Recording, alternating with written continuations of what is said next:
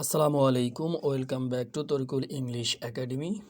On second in front of you.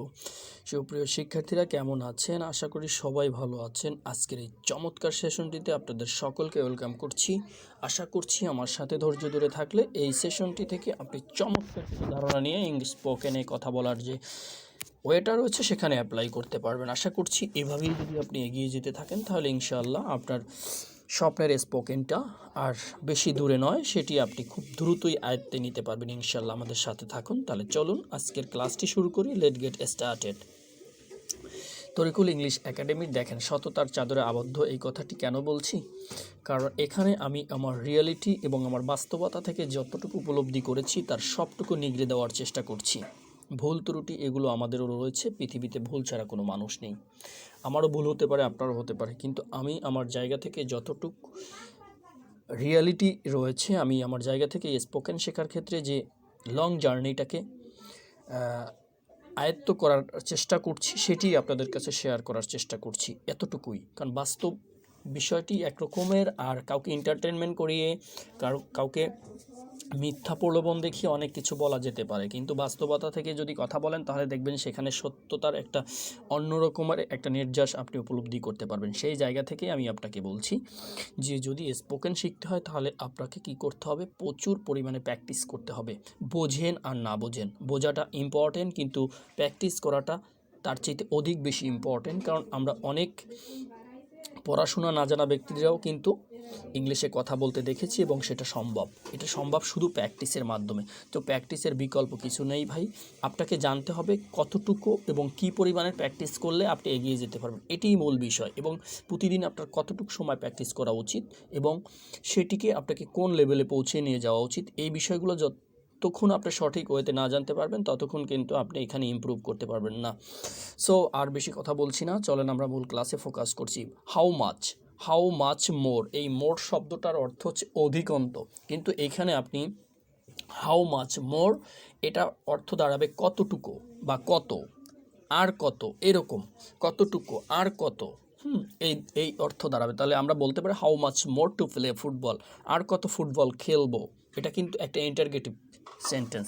How much more to play football, আর কত football খেলবো। এখানে কি সাবজেক্ট দেখা যাচ্ছে? আই, ইউ, হি, শি ইত্যাদি কিছুই দেখা যাচ্ছে না। How much more to play football, আর কত ফুটবল খেলবো। দেখেন ঠিক এই সেন্টেন্সটা যদি আপনি বুঝতে পারেন তাহলে কিন্তু আপনি সহস্রাধিক সেন্টেন্স তৈরি করতে পারবেন। How much more to sleep, আর কত ঘুমাবো, এটা কিন্তু নিজেকে বলা হয়েছে।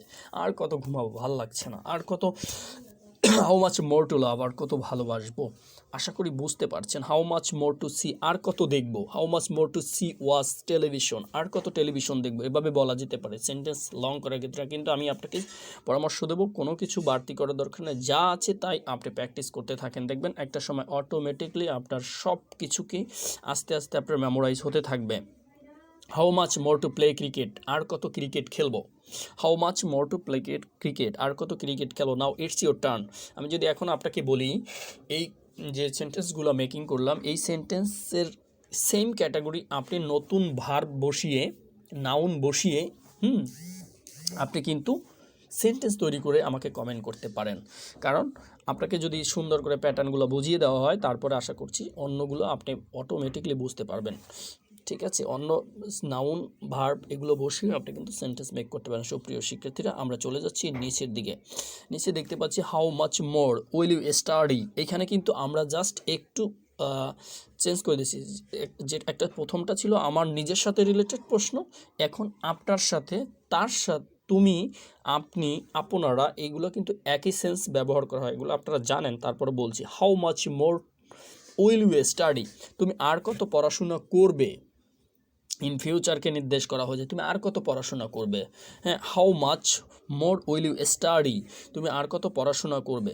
দেখেন এখানে একটা বিষয় হচ্ছে তুমি বা আপনি। আপনি যদি জুনিয়রকে প্রশ্ন করেন তাহলে এভাবে বলা যায় how much more will you study, তুমি আর কত পড়াশোনা করবে। জাস্ট সিনিয়রকে যদি আপনি প্রশ্ন করেন হাউ মাচ, মানে পোলাইটলি, যেটাকে পোলাইটলি আমরা বলি how much more will you study, আপনি আর কত পড়াশোনা করবেন। Excuse me sir, how much will you study, আপনি আর কত পড়াশোনা করবেন। এভাবে কিন্তু বলা যেতে পারে। হ্যাঁ, how much more will you work, আপনি আর কত কাজ করবেন, বা তুমি আর কত কাজ করবে, একই কথা।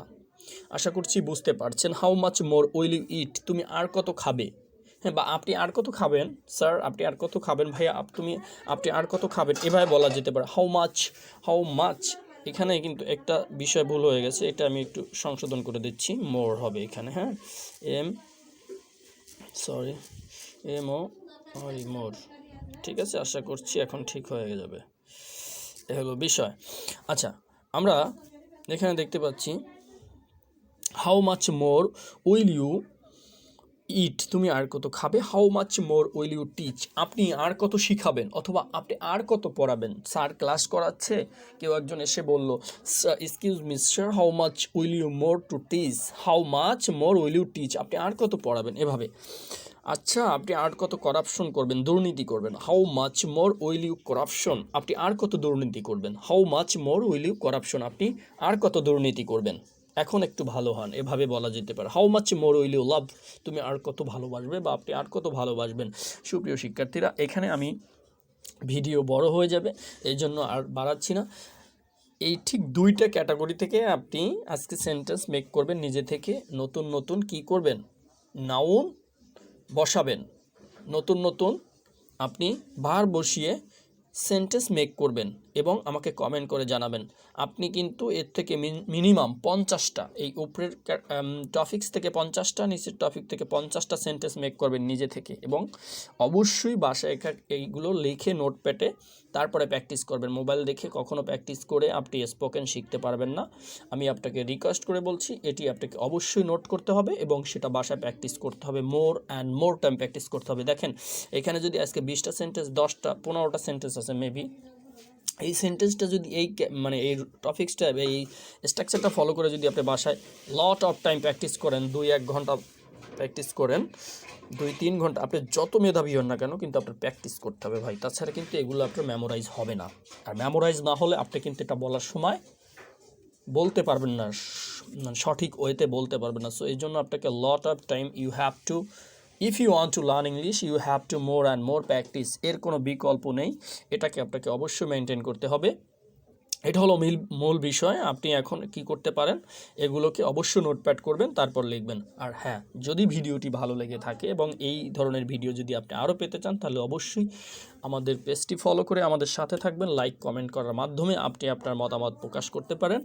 যদি ইউটিউব থেকে দেখে থাকেন, তাহলে অবশ্যই সাবস্ক্রাইব করে আমাদের সঙ্গে থাকবেন। সবাই ভালো থাকবেন, সুস্থ থাকবেন। আজকে এখানেই শেষ করছি। আমার প্রিয় ভাই বন্ধু এবং আমার শুভাকাঙ্ক্ষী যারা রয়েছেন, সবাইকে আমাদের এই সেশনগুলোকে অন্যকে দেখার সুযোগ করে দিতে পারেন আপনার শেয়ারের মাধ্যমে। সবাই ভালো থাকবেন। আসসালামু আলাইকুম।